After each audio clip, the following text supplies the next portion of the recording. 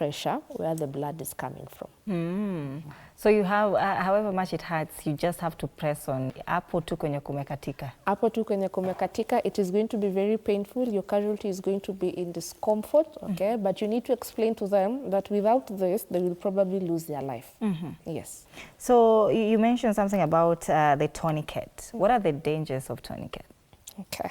Now, a tourniquet, if applied wrongly, okay, can lead to, number one, you will not really have stopped the bleeding. And number two, it will lead to further damage. Okay.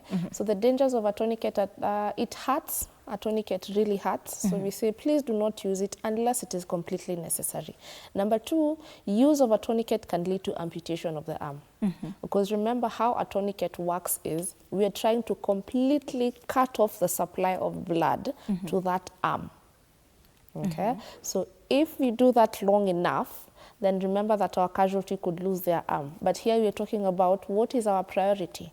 Our priority is we need to save a life at the expense of the limb.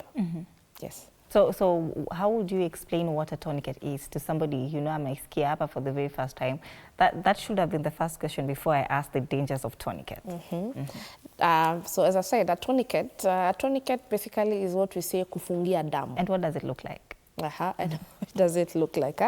We have different tourniquets that we use that usually come in a first aid kit. Okay, but tourniquet, the most common one that I can explain is the one that we see when we go to the doctor and they're trying to remove blood from your veins, when they're trying to extract blood.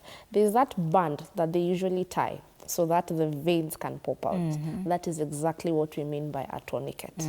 Okay, so the same way you're seeing it is being tied so tightly that your veins are popping out. So we are going to tie it so tight that we are completely cutting off the supply of blood to the rest of the limb. Yes, but over and above using a tourniquet from the first aid kit, then we also have what we call homemade tourniquets.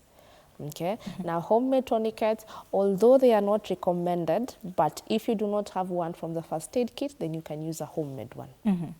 Perfectly said. Now you know everybody has been to hospital, and of course all of us have had that tied on us. Yes. That is a very perfect explanation of a tourniquet. But is there a time frame in which bleeding should be stopped, you know, to ensure that it's not getting fatal? The time frame will mainly depend on where the bleeding is coming from. Because we say there, for example, if it is a gut wound or something like the liver, okay, there we are talking about 10 to 20 minutes. We need to have stopped the bleeding or else our casualty will have bled out. If it is bleeding from the limb, from the arm, then you're talking about probably within 30 to 40 minutes.